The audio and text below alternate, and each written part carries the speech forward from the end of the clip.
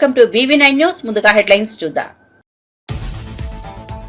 వరదల పునరుద్ధరణపై మంత్రివర్గంలో సమీక్ష, పంటల నష్టపరిహారంపై కేబినెట్ లో చర్చలు, అమరావతిలో సీఎం చంద్రబాబు కేబినెట్ మీటింగ్, రాష్ట్ర ఖజానా పరిస్థితులపై చర్చించిన కేబినెట్.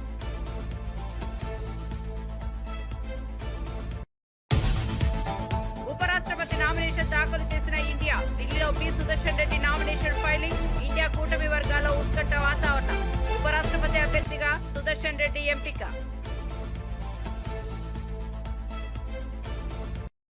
యూరియా సరఫరాపై రాష్ట్రం తప్పుడు ప్రచారం చేస్తోందన్న కిషన్ రెడ్డి, రైతుల అపోహలు మానాలని హెచ్చరించిన కిషన్ రెడ్డి, యూరియా పంపిణీ కేంద్రం బాధ్యతేనని వ్యాఖ్య, ప్రజాస్వామ్య విలువలు కాపాడాలని సూచించిన కిషన్.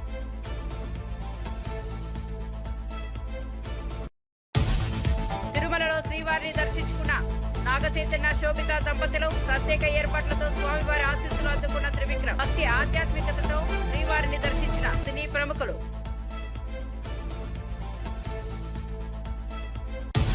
వివరాల్లోకి వెళ్తే అమరావతి సచివాలయంలో ముఖ్యమంత్రి చంద్రబాబు నాయుడు మంత్రివర్గ సమావేశానికి అధ్యక్షత వహించారు. ఈ సమావేశంలో వరదల కారణంగా నష్టపోయిన ప్రాంతాల పునరుద్ధరణ, రైతులకు తక్షణ సాయం, పంటల నష్టపరిహారం వంటి అంశాలు ప్రధానంగా చర్చకు వచ్చాయి. అదనంగా విద్య, ఆరోగ్యం, పరిశ్రమల విస్తరణ, సంక్షేమ పథకాల అమలు పరిస్థితులు సమీక్షించబడ్డాయి.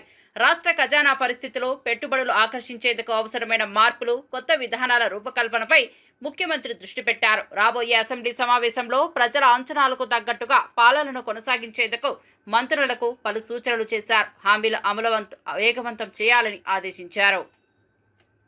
ఇండియా కూటమి తరపున ఉపరాష్ట్రపతి అభ్యర్థిగా మాజీ న్యాయమూర్తి జస్టిస్ బి సుదర్శన్ రెడ్డి ఢిల్లీలో నామినేషన్ దాఖలు చేశారు. ఈ కార్యక్రమంలో కాంగ్రెస్ అధ్యక్షుడు మల్లికార్జున ఖర్గే, సోనియా గాంధీ, రాహుల్ గాంధీ పాల్గొన్నారు. అభ్యర్థి ఎంపికతో ఇండియా కూటమి మైనార్టీలు, బీసీ వర్గాల మద్దతు పొందాలని లక్ష్యంగా పెట్టుకున్నట్లు తెలుస్తోంది. ఈ అభ్యర్థి ఎంపికతో ఎన్నికల్లో కొత్త సమీకరణలు వెలుగులోకి వచ్చే అవకాశం ఉంది. రాజకీయ వర్గాల్లో ఉత్కంఠ నెలకొంది. కాంగ్రెస్ పార్టీ ఈ నిర్ణయం ద్వారా తమ కూటమిని మరింత బలపరిచే ప్రయత్నం చేస్తున్నట్లు భావిస్తున్నారు.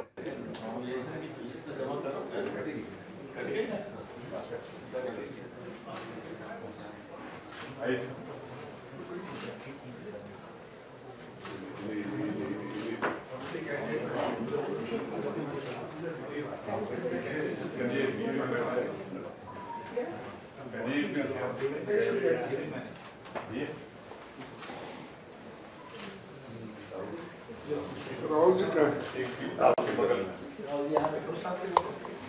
में शरद पवार जी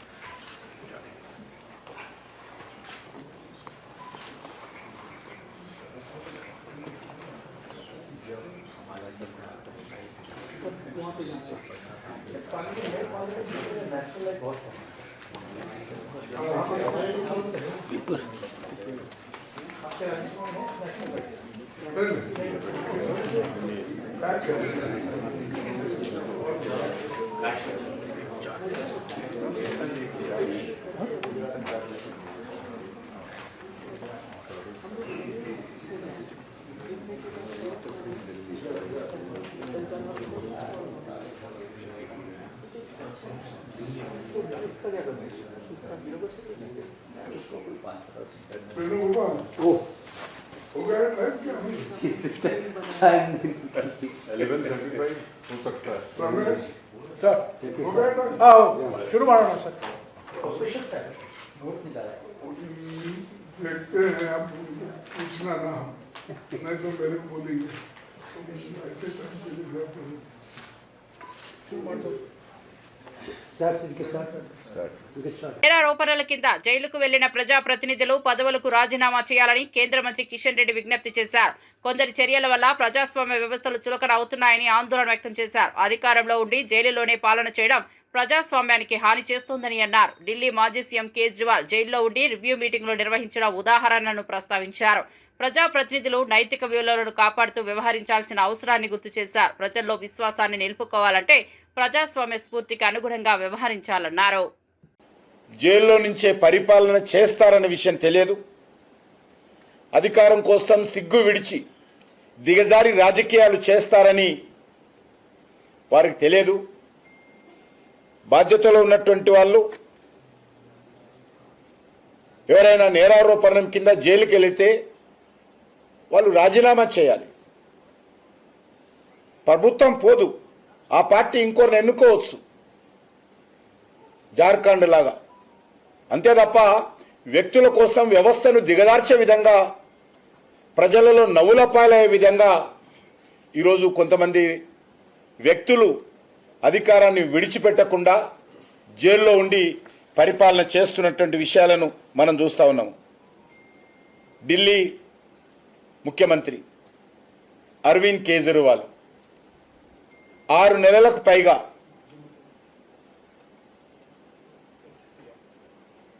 ఢిల్లీ ముఖ్యమంత్రి ఆ రోజు చెప్తున్నాను, ఢిల్లీ ముఖ్యమంత్రిగా ఉన్నటువంటి అరవింద్ కేజ్రీవాల్ ఆ రోజు 6 నెలలకు పైగా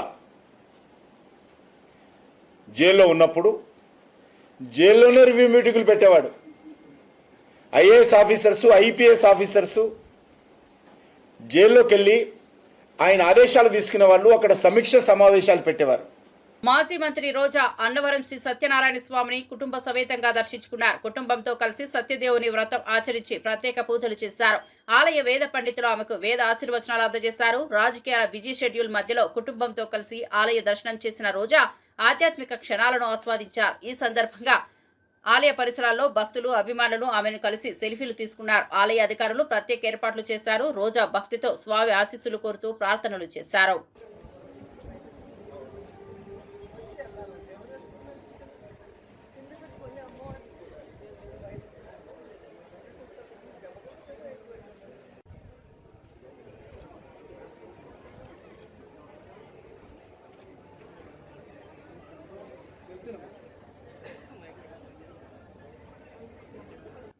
మదనపల్లి వైఎస్ఆర్సీపీ సమన్వయకర్త నిస్సార్ అహ్మద్ మాట్లాడుతూ ప్రజలు మళ్లీ జగన్ను ముఖ్యమంత్రిగా చూడాలని కోరుకుంటున్నారని అన్నారు. చంద్రబాబు హామీలు అమలు చేయడం మోసం చేశారని విమర్శించారు. వైఎస్ఆర్సీపీ ఆధ్వర్యంలో నిర్వహిస్తున్న బాబు షూరిటీ మోసం గ్యారంటీ కార్యక్రమం విజయవంతమవుతోందని తెలిపారు.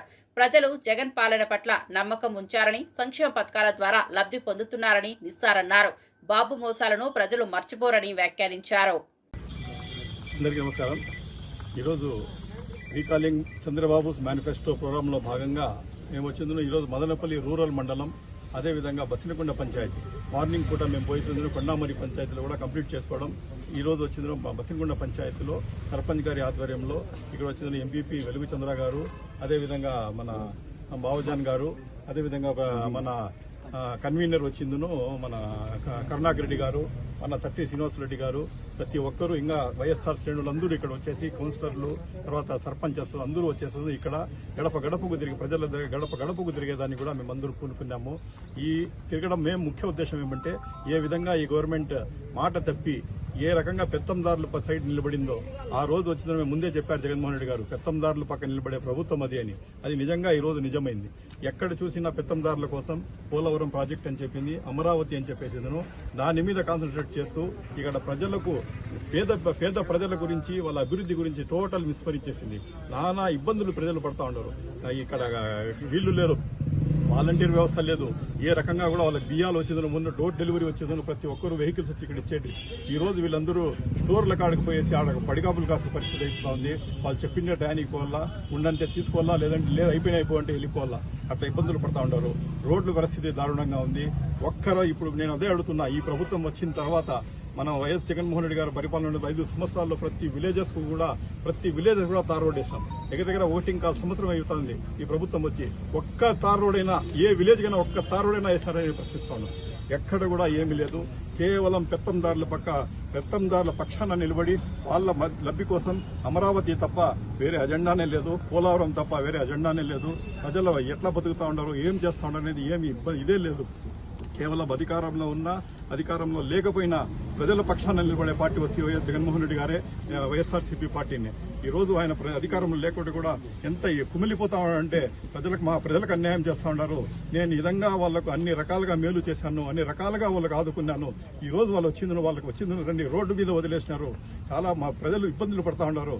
మీరు పోయి ప్రజలకు చెప్పండి ఏ రకంగా వాళ్ళు మోసపోయినారు, ఏ రకంగా వాళ్ళు తప్పుడు వాగ్దానాలు చేసి మయమర్చి ప్రజలకు మోసం చేసి ఈరోజు ఓట్లు తీసుకొని ఈరోజు వచ్చిన తర్వాత టోటల్ విస్మరించేసినారు. ఇదంతా పోయి చెప్పే బాధ్యత మీ మీద ఉంది అని చెప్పి ఆయన మన భుజస్కంధాల మీద బాధ్యత పోతున్నారు. అందువల్ల ప్రతి కార్యకర్త ఇక్కడ అదే పనిగా పోయి ప్రతి గడపకు పోయేసును ఏ రకంగా ఈ ప్రభుత్వం అన్యాయం చేస్తోంది ప్రజలకు అని చెప్పి మనము 100% వాళ్ళకి అవగాహన కల్పిస్తే 100% ఇంక మీదట వాళ్ళు వచ్చిన సుపరిపాలనని తొలెడుకొని మళ్ళా మీ దగ్గరికి వస్తారు. అప్పుడు మీరు మళ్ళా తిరిగి మోసపోకుండా వచ్చిన వెంటనే మీకు ఒక నమస్కారం మీ నుండి పోండి అని చెప్పేటట్టు మీరు ఉండాల. దానికోసం అవగాహన కల్పించేదానికే మేమందరూ ఈరోజు వైఎస్ఆర్ శ్రేణులు అందరూ ఇక్కడ వచ్చేస్తున్నాము. గడపకు మన సెంట్రల్ ఆఫీస్ దీని ప్రకారం వాయిస్ ప్రకారం మేమందరూ ఇక్కడ తిరుగుతూ ఉన్నాము.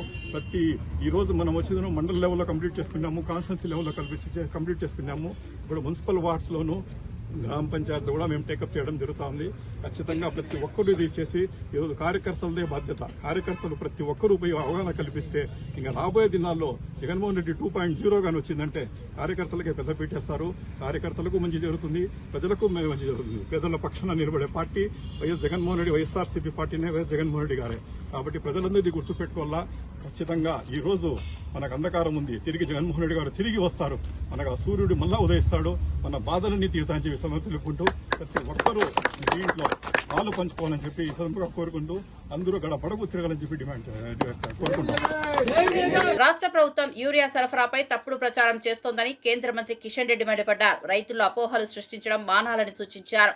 యూరియా సరైన రీతిలో పంపిణీ చేస్తామని కేంద్రం బాధ్యత వహిస్తోందని స్పష్టం చేశారు. ప్రభుత్వాలను కాపాడే నేతలకు నైతిక విలువలు ఉండాలని అన్నారు. లోక్సభలో బిల్లులు కూడా ఈ విలువల కోసం పెట్టామని గుర్తు చేశారు. కేటీఆర్ లేవనెత్తిన యూరియా అంశంపై స్పందిస్తూ రైతులపై ప్రత్యేక ప్రేమ ఉన్నట్లు చూపించడం సరైంది కాదన్నారు. ప్రజాస్వామ్యాన్ని దెబ్బతీసే చర్యలు మానుకోవాలని సూచించారు. రాష్ట్రంలోనే కాదు అనేక రాష్ట్రాల్లో కూడా కొంత సమస్య వచ్చింది. దానికి కొన్ని మన చేతుల్లో ఉండవు, అంతర్జాతీయంగా మనం ఇంపోర్ట్ చేసుకుంటున్నాం. ఇది రైతులకు ఎప్పటికప్పుడు సర్ది చెప్పి వాళ్ళు వాడుతున్నటువంటి యూరియాను సరిగ్గా ఉపయోగించుకోవడము, ఎవరు స్టోర్ చేయకుండా ప్రయత్నం చేయడము, దారి మళ్ళకుండా ప్రయత్నం చేయడము అందరం చూసుకోవాలి. ఇది తెలంగాణలో ఎందుకు ఎక్కువ జరిగిందంటే తెలంగాణ మంత్రులు ప్రతిరోజు యూరియా లేదు అని చెప్పి అడ్డగోలుగా మాట్లాడడంతో చాలామంది అక్రమంగా స్టోర్ చేసుకుంటున్నటువంటి పరిస్థితి మనం చూస్తూ ఉన్నాం. కాబట్టి ఎంతైతే కమిట్మెంట్ ఉందో ఈ సంవత్సరం కూడా ఎంతైతే రాష్ట్ర ప్రభుత్వం ముందు మనకు అడిగిందో అంత యూరియా ఈరోజు ఇవ్వాలనేటువంటి నిర్ణయం కేంద్ర ప్రభుత్వం నిన్న మాట్లాడినప్పుడు తీసుకున్నారు. అంత యూరియా తప్పకుండా కాంగ్రెస్ పార్టీ ప్రభుత్వం అడిగినా అడగకపోయినా తప్పకుండా ఇస్తాము. డిస్ట్రిబ్యూషన్ కావాల్సినటువంటి ఎరువులు అందుబాటులో పెట్టాల్సినటువంటి బాధ్యత కేంద్ర ప్రభుత్వం. తప్పకుండా మేము అందుబాటులో పెడతాము, మీరు సక్రమంగా డిస్ట్రిబ్యూషన్ చేయండి అనే విషయాన్ని ఈ సందర్భంగా మనం చేస్తాము. మేము యూరియా ఇస్తే సపోర్ట్ చేస్తాం, చిన్నపిల్లలు ఆట ఉండవు. ఏదో మాకు రైతుల మీద ఆయన ప్రేమ లేనట్టు, ఆయనకే ప్రేమంతా ఉబ్బికొస్తున్నట్టు మాట్లాడితే ఎట్లా? ఆయన మధ్యలో ఆయన ఏంది? ఆయన స్టేట్లో ఉన్నాడా సెంట్రల్లో ఉన్నాడా? ఇచ్చేది మేము, వాడు ఉపయోగించేది అక్కడ రైతులు. మధ్య నేనకెందుకు కూలుకుపాలు? విజయవాడలో సిఐఐ మహిళా విభాగం ఆధ్వర్యంలో కాన్క్లేవ్ జరిగింది. ఈ సమావేశంలో పలు రంగాల ప్రముఖులు మహిళలు అవకాశాలను వెతకకుండా సృష్టించుకోవాలని పిలుపునిచ్చారు. అన్ని రంగాల్లో మహిళలు అగ్రస్థానంలో నిలవాలనే ఆకాంక్ష ఉన్నా వాస్తవం భిన్నంగా ఉందని ఆవేదన వ్యక్తమైంది. ఇప్పటికే లింగ తేడా, సామాజిక అడ్డంకులు ఉన్నాయని గుర్తించారు. మహిళా నాయకత్వాన్ని పెంపొందించేందుకు సమాజం సహకరించాలని సూచించారు. సమావేశంలో మహిళా శక్తి ఆవిష్కరణ, సమాజంలో మార్పులపై చర్చలు జరిగాయి. Given an opportunity, ladies will make their own impact. But now these are the days, opportunities, అవకాశాల కోసం వెతకడం కాకుండా మన చుట్టూ ఉన్నటువంటి అవకాశాలని అంతిపుచ్చుకొని మనమే ఒక అవకాశాన్ని క్రియేట్ చేసుకోవాలి. ఈ సాంకేతిక ఆధునిక కాలంలో ఖచ్చితంగా ఇప్పుడు ఉన్నటువంటి సోషల్ మీడియాలో ఆ అవకాశాలు మెండుగా ఉన్నాయి. మనకు ఉన్నటువంటి అవకాశాలని మనం అందిపుచ్చుకొని మన ఓన్ ఇంపాక్ట్ మనం వేస్తే సమాజంలో అవకాశాలకి కొదువ లేదు అని చెప్పేటటువంటి ఈ రోజుల్లో లీడర్షిప్కి ప్రాధాన్యం ఇస్తే ఇంకా బాగుంటుంది. ఆ లీడర్షిప్ని మనలో మనం వెతుక్కోవాలి. మన బలంని ఇంకా శక్తివంతం చేసుకోవాలి. We have to strengthen our strengths. బలహీనతల్ని ఇంకా పరచాలి అంటే we have to weaken our weaknesses. అలా చేస్తే ఖచ్చితంగా లేడీస్ విల్ మేక్ వండర్స్. చాలా గొప్పగా చెప్పుకుంటాం, విమెన్ స్పేస్లోకి వెళ్ళారు, లేకపోతే చాలా పెద్ద పెద్ద కంపెనీస్కి విమెన్ సీఈఓస్గా ఉన్నారని చెప్తున్నా కూడా రియాలిటీ ఏంటంటే ఓన్లీ 12% వరకే విమెన్ కొంచెం లీడర్షిప్ రోల్స్లోకి వెళ్తున్నారు. ఒకటి జెండర్ బయాస్ అని ఉండొచ్చు, ఆడ మగ అనే తేడా ఉంటుంది. లేకపోతే వర్క్ ఎన్విరాన్మెంట్ ఒక రిజిడ్గా ఉండి లేడీస్కి ఫ్లెక్సిబుల్గా ఉండట్లేదు. అలాగే ఫ్యామిలీ రెస్పాన్సిబిలిటీస్, లేకపోతే స్టీరియో టైప్స్ ఏంటంటే ఇంకా మనం మగవాళ్ళే అది కానీ మైండ్ సెట్ ఇంకా కొన్ని చోట్ల ఉంటుంది. ఇప్పుడు మనకి ఇక్కడికి వచ్చి మన గవర్నమెంట్ చూస్తే మన ముఖ్యమంత్రి గారు ఏంటంటే ప్రో విమెన్ ఎంపవర్మెంట్ ఉండాలి, ఆడపిల్లలు బాగా చదువుకోవాలి, గొప్ప గొప్ప పొజిషన్స్లోకి వెళ్ళాలి అనేది మైండ్ సెట్. సో దానివల్ల విమెన్ కూడా ఎంపవర్ అయ్యి సాధికారత చేరుకొని మంచి మంచి పొజిషన్స్లో ఉంటారు. సో ఈ కైండ్ ఆఫ్ ఈవెంట్స్ ఉమెన్ని ఒక ప్రొఫెషనల్స్గా డెవలప్ అవటానికి and at the same time to give them the moral support which is very much needed in the society to break these gender barriers. So ఈ ప్లాట్ఫామ్ అందుకు ఎంతగానో ఉపయోగపడుతుంది and this initiative is a wonderful thought. Congress party BC declaration అమలు చేయడంలో విఫలమైందని BRS నేతలు మండిపడ్డారు. బీసీలకు 42% రిజర్వేషన్ల హామీ తప్పిపోయిందని, మద్యం షాపుల్లో రిజర్వేషన్ల పెంపుపైన మాట తప్పిందని ఆరోపించారు. బీసీలను మోసం చేసిన కాంగ్రెస్ కు తగిన బుద్ధి చెబుతామని హెచ్చరించారు. రాబోయే రోజుల్లో కాంగ్రెస్ పై పెద్ద ఎత్తున ఉద్యమాలు చేస్తామని బీఆర్ఎస్ నేతలు పేర్కొన్నారు. ఈరోజు కాంగ్రెస్ పార్టీ కామారెడ్డి డిక్లరేషన్ పేరు మీద దాదాపు 130 కులాలకు వివిధ రకాల హామీలను ఇచ్చి ఈరోజు వాళ్ళని ఓటుగా వేసుకొని ఓడదాటినాక ఓడమల్లయ్య, ఓడదాటినాక బోడమల్లయ్య అనే చందంగా ఈరోజు కాంగ్రెస్ పార్టీ యొక్క వ్యవహార తీరు కనిపిస్తుంది. 42% రిజర్వేషన్లు స్థానిక సంస్థలు అమలు చేస్తామన్నారు. అది ఈరోజు మా చేతుల్లో లేదు, కేంద్ర ప్రభుత్వం చేతుల్లో ఉందని చేతులు దులుపుకురు. కానీ మీ చేతుల్లో ఉన్నటువంటి కాంట్రాక్టర్లు, ప్రభుత్వ కాంట్రాక్టర్లు 42% రిజర్వేషన్లు ఇస్తారన్నారు. మరి అది ఎందుకు? అది జీవో తీస్తే సరిపోతుంది కదా, అది తీయట్లేరు. ఈరోజు ముఖ్యంగా గౌడ కమ్యూనిటీకి సంబంధించినటువంటి వైన్ షాపుల్లో, బార్ షాపుల్లో బీఆర్ఎస్ పార్టీ ఇచ్చిన 17% కాదు, మేము 25% ఇస్తామని చెప్పారు. మరి ఈరోజు 25% ఇవ్వడానికి అడ్డమైందని మేము ప్రశ్నిస్తున్నాం. కేసీఆర్ గారు ఎంతో ప్రేమతో అడగక ముందుకే గౌడ కులానికి ఎంతో రకాల సౌకర్యాలు కల్పించారు. అటు వైన్ షాపుల్లో కావచ్చు, నీరా కేఫ్ కావచ్చు, చెట్టు పన్ను రద్దు కావచ్చు, అదేవిధంగా ఆత్మగౌరవ భవనం కావచ్చు, లేకపోతే విద్యార్థులకు విదేశీ విద్య లాంటి ఎన్నో హామీలను ఎక్కడ కూడా నేను గెలిస్తే ఈ హామీలను నెరవేర్స్తానికి కూడా ఎక్కడ కూడా మేనిఫెస్టోలో పెట్టలేదు.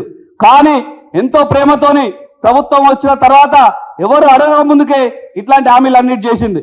కానీ కాంగ్రెస్ పార్టీ కామారెడ్డిలో సిద్ధరామయ్య గారిని తీసుకొచ్చి బీసీ డిక్లరేషన్ పేరు మీద 100 రకాల హామీలను ఇచ్చింది. కానీ ఈ రోజు వరకు కూడా ఏ ఒక్క కులానికి ఒక్క హామీని నెరవేర్చకుండా మోసం దగా చేస్తుంది. మేము పిసిసి అధ్యక్షుడు మహేష్ కుమార్ గౌడ్ని ఒకటే ప్రశ్నిస్తున్నాం. నువ్వు మొన్న సర్వై పాపన్న, జయంత్ చౌహాన్లు మేము రేవంత్ రెడ్డి కాదు రేవంత్ గౌడ్ అంటున్నావు. ఎందుకోసం గౌడ్ అని పిలుస్తున్నావు? ఇచ్చిన హామీలను మోసం చేస్తున్నందుక, రిజర్వేషన్లను పెంచనందుక, లేకపోతే సర్వై పాపన యొక్క ఎక్స్రేషియా పెంచనందుక, కల్లుగీత కార్మికుల యొక్క చనిపోయిన కార్మికులకు ఎక్స్రేషన్ పెంచినందుకు గౌడ్ అని పిలుస్తున్నావా? 15% రిజర్వేషన్ నుండి 20% వైన్ షాపులో రిజర్వేషన్ పెంచినందుకు నువ్వు గౌడ్ అని పిలుస్తున్నావా అని ప్రశ్నిస్తున్నాం. కాబట్టి తక్షణమే మహేష్ గౌడ్, పొన్న ప్రభాకర్ దీనికి నైతిక బాధ్యత తీసుకోవాలి. తక్షణమే ఈ జీవోను సవరించాలి. ఏదైతే ఇస్తానని 15% నుండి 20% ఇస్తానన్నారో ఆ 25% రిజర్వేషన్ పెంచే వరకు కూడా మీరు ఏ రకంగా చేస్తారో ముఖ్యమంత్రి మీద ఒత్తిడి తీసుకొచ్చి ఆ రిజర్వేషన్ పెంచే వరకు చేయాలి. అవసరం అనుకుంటే మేము అన్ని కుల సంఘాలను, అన్ని బీసీ ప్రజాప్రతినిధులను కలుపుకొని ఏదైతే సిద్ధిరామయ్యతోని కామారెడ్డి డిక్లరేషన్ ప్రారంభించి చెప్పించారు. అవసరం అనుకుంటే కర్ణాటక రాష్ట్రాన్ని పోయి సిద్దిరామయ్యకు కూడా చెప్తాము, ఈ రేవంత్ రెడ్డి ప్రభుత్వం చేస్తున్న మోసాన్ని, బీసీలకు ఏ రకంగా దగా చేస్తుండో, మోసం చేస్తుండో, మీ చేత ఎలాంటి చెప్పించిండు, ఆ చెప్పించిన హామీలను నెరవేర్చకుండా ఏ విధంగా మోసం చేస్తున్న విషయాన్ని త్వరలోనే కర్ణాటక రాష్ట్రానికి వెళ్లి సిద్దిరామయ్యకు కూడా వివరించే ప్రయత్నం చేస్తామని చెప్పి డిమాండ్ చేస్తాం. మాజీ మంత్రి శ్రీనివాస్ గౌడ్ మాట్లాడుతూ కేసీఆర్ పాలనలో 15% రిజర్వేషన్లు ఇచ్చారని, కాంగ్రెస్ ఎన్నికల్లో 25% హామీ ఇచ్చి 17% కొనసాగించిందని విమర్శించారు. కాంగ్రెస్ గౌడ కులస్తులను మోసం చేసిందని ఆరోపించారు. ఖచ్చితంగా టెండర్లను అడ్డుకుంటామని హెచ్చరించారు. కాంగ్రెస్ వంచనకు తగిన సమాధానం ఇస్తామని తెలిపారు. గౌడ్లకు 20% మీరు ఇచ్చిన మాట ప్రకారం పెంచాలి. బార్ అండ్ రెస్టారెంట్లు కూడా మీరు ఇచ్చిన మాట ప్రకారం ఇవ్వాలి. 3 లక్షల ఈఎండి అనేది రద్దు చేయాలి. సొసైటీలకే నేరుగా అప్పచెప్పాలి. ఆ సొసైటీలకే మిగతా ఇష్యూస్ మీరు ఎందుకు చేస్తున్నారో ప్రజలకు తెలుసు. వీళ్ళు బాగుపడొద్దు, ఆర్థికంగా బాగుపడొద్దు, మా మీదనే ఆధారపడాలి, మమ్మల్ని అడుక్కుంటూ ఉండాలి, బిచ్చగాళ్ళ మాదిరిగా ఉండాలి అనేటువంటి ఆలోచనతో వీళ్ళు ఎదుగుతే ఎక్కడ మాకు పోటీ వస్తారనేటువంటి కుట్రతో ఉన్న దుకాణాలు బంద్ చేయాలని చెప్పి ప్లాన్ చేసిండ్రు. మీ తరం కాదు, మీ వల్ల కాదని తెలిసింది. ఎందుకంటే మేము చెప్పినాం, దుకాణాలు బంద్ చేసి చూడండి, మిమ్మల్ని దింపుతాం ఈ ప్రభుత్వాన్ని చెప్పి కూడా ఆ రోజు చెప్పినాం. మేము నిజంగా ఈ సవాల్ స్వీకరించితే మీరు బంద్ చేసి చూస్తుండ్రి, దుకాణాలు రద్దు చేస్తుండ్రి, నిషేధం చేయాలని చూసిండ్రు, చేయలేకపోయినరు. ఇవాళ కూడా మీరు ఏదో పాపన విగ్రహం మేము పెట్టినాం అనుకుంటారు. ప్రజలకు తెలుసు పాపన్న గారి స్థలము ఎవరి హాయంలో కేటాయించిండ్రు. సరే మీరు ఇచ్చిర్రు, మాకు సంతోషమే, దాన్ని మేము కాదనం. కానీ దాన్ని సాకు చేసుకొని ఇవన్నీ ఇవ్వకుండా తాత్సారం చేసి ఇవి ఇవ్వకుండా మోసం చేస్తే ఎట్టి పరిస్థితుల్లో ఊరుకోం. మీరు రద్దు చేయకపోతే, సొసైటీలకు ఇవ్వకపోతే, 3 లక్షల ఈఎండి రద్దు చేయకపోతే, 20% పెంచకపోతే ఖచ్చితంగా పెద్ద ఎత్తున ఉద్యమం చేస్తాం. మీరు ఎట్లా పెడతారో దుకాణాలు చూస్తాం, ఎట్లా యాక్షన్ పెడతారో చూస్తాం. ఖచ్చితంగా బరాబర్ అడ్డుకుంటాం. నువ్వు కలెక్టర్ ఆఫీస్లో పెట్టినా, ఎక్కడ పెట్టినా, నీవు ఎంతమంది పోలీసులను పెట్టినా బరాబర్ అడ్డుకుంటాం. దాని వెనుకలు ఉన్నటువంటి మొత్తం తీస్తాం మేము బయటికి. ఆ లిక్కర్ మాఫియాను కూడా తీస్తాం మేము. కేసులతో మమ్మల్ని భయపెట్టాలంటే మీ వల్ల కాదు. మేము కూడా సర్వాయి పాపన్న వారసులం. మేము టాటాకి చెప్పులకు భయపెట్టడం కాదు, ప్రాణాలకు తెగించి వృత్తి నుంచి వచ్చినటువంటి జాతిది. మర్యాదగా కేసులు బంద్ చేసి గౌడ కులస్తుల పైన దుకాణాలు తెరిపించి క్షమాపణ చెప్పి మీరు ఇచ్చిన ప్రకారం చెట్లు పెంచండి, డ్రిప్ చేయండి, కల్తీ లేకుండా చూడండి. మీ అధికారులు కల్తీ మబ్బులో ఉన్నారు, మీ రాజకీయ నాయకులు కొంతమంది కల్తీ మబ్బులో ఉన్నారు. మీ కల్తీ వాళ్ళు, మీ కల్తీ లీడర్లను కంట్రోల్ చేయండి. మీ కల్తీదారులను కంట్రోల్ చేయకుండా కల్తీ పేరు కళ్ళు నిషేధిస్తామంటే ఊరుకోం చెప్తున్నా. ఎట్టి పరిస్థితుల్లో ఊరుకోం. మేము అల్లాటప్పలం కాదు. మేము ఖచ్చితంగా బరాబర్ చెప్పింది చేసి చూపిస్తాం. ప్రాణాలకు సైతం లెక్క చేయకుండా తెలంగాణ ఉద్యమంలో పాల్గొన్నటువంటి జాతులు ఇవన్నీ. ఉప ముఖ్యమంత్రిగా ఉన్నప్పుడు పవన్ కళ్యాణ్ సినిమా ప్రమోషన్స్ చేస్తూ అధికార దుర్వినియోగం చేశారంటూ మాజీ ఐఏఎస్ విజయ్ కుమార్ కేసు పెట్టడాన్ని గుంటూరు జిల్లా జనసేన అధ్యక్షుడు గాదె వెంకటేశ్వరరావు తప్పుపట్టారు. జగన్ అధికార దుర్వినియోగానికి సహకరించిన విజయ్ కుమార్ ఇప్పుడు పవన్ పై కేసులు పెట్టడం విడ్డూరంగా ఉందన్నారు. తాడేపల్లి స్క్రిప్ట్ ప్రకారమే మాట్లాడుతున్నారని మండిపడ్డారు. తిరుగుదాన్లు అనే కాన్సెప్ట్ తెర మీద తీసుకొచ్చినాడు నువ్వు కదా. నువ్వు ఇవాళ రాజకీయ అవతారం ఎత్తావు. మళ్ళా నువ్వు వచ్చి వాళ్ళు నీతులు చెప్తావా? హైకోర్టులో వేసిన పిటిషన్లో కూడా నువ్వేదో సత్యసంధుల్లాగా చెప్పుకొచ్చావు. వాలంటీర్లను పెట్టి ఆ వాలంటీర్ల ద్వారా సాక్షి పేపర్ని కొనిపించేటటువంటి విధానం తీసుకొచ్చి కొన్ని 100 కోట్ల ప్రభుత్వం సొమ్ముని సాక్షి పేపర్కి పంపించినప్పుడు ఉద్యోగం చేస్తున్నావు కదా, కనపడదు మరి? అదిరా బాబు దుర్వినియోగం అంటే.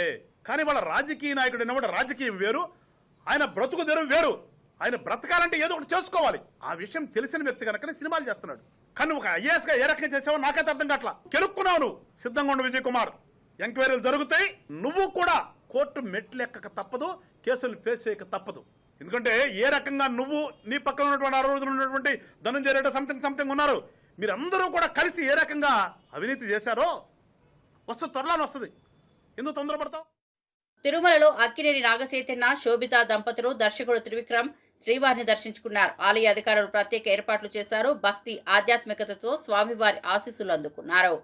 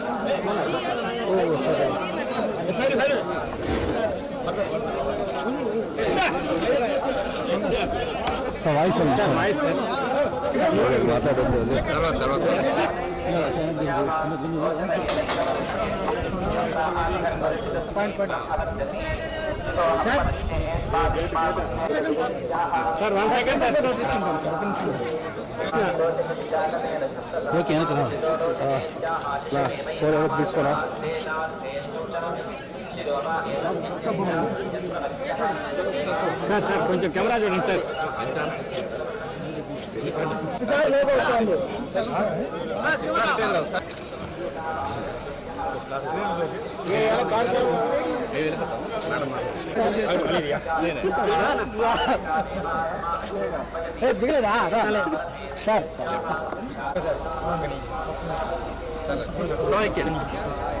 శ్రీ సత్యసాయి జిల్లా పుట్టపర్తిలో కెనరా బ్యాంక్ ఆధ్వర్యంలో గ్రామీణ స్వయం ఉపాధి శిక్షణ సంస్థను కలెక్టర్ చేతన ప్రారంభించారు. గ్రామీణ యువతకు ఉపాధి అవకాశాలు శిక్షణ అందించనుంది.